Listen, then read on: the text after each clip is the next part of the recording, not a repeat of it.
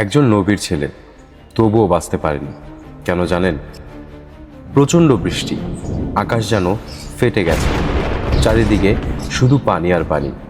সেই ভয়ঙ্কর দিনের মাঝখানে দাঁড়িয়েছিলেন নূহ আলাইহিসসালাম। তিনি বছরের পর বছর মানুষকে সতর্ক করে গিয়েছিলেন, বলেছিলেন আল্লাহর পথে ফিরে আসো। কিন্তু মানুষ হাসাহাসি করেছে, তাকে পাগল বলেছে। তারপর এলো সেই দিন, যেদিন আকাশ থেকে নেমে আসলো শাস্তি। বিশাল নৌকায় উঠতে লাগলো ঈমানদাররা, জোড়ায় জোড়ায় প্রাণীরা উঠতে লাগলো সেখানে। কিন্তু তখন একটা ভয়ঙ্কর ঘটনা ঘটল। নূহ আলাইহিসসালাম দেখলেন তার নিজের ছেলে কেনান দূরে দাঁড়িয়ে আছে।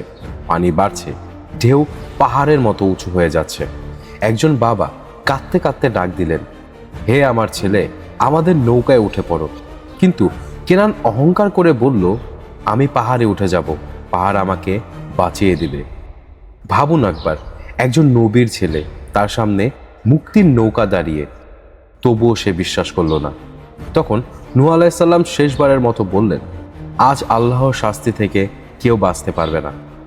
এরপর এক বিশাল ঢেউ এসে বাবা আর ছেলের মাঝে দেয়াল হয়ে দাঁড়ালো, আর কেনান ডুবে গেল।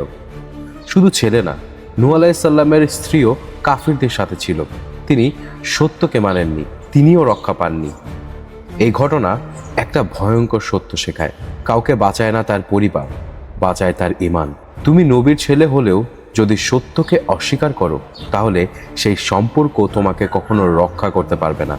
আর একজন সাধারণ মানুষও যদি সত্যিকারের ঈমান আনে, তাহলে আল্লাহ তাকে সম্মানিত করেন। এই নূহ আলাইহিসসালামের ঘটনা শুধু বন্যার ঘটনা না, এটা ঈমান আর অহংকারের শেষ পরিণতির গল্প।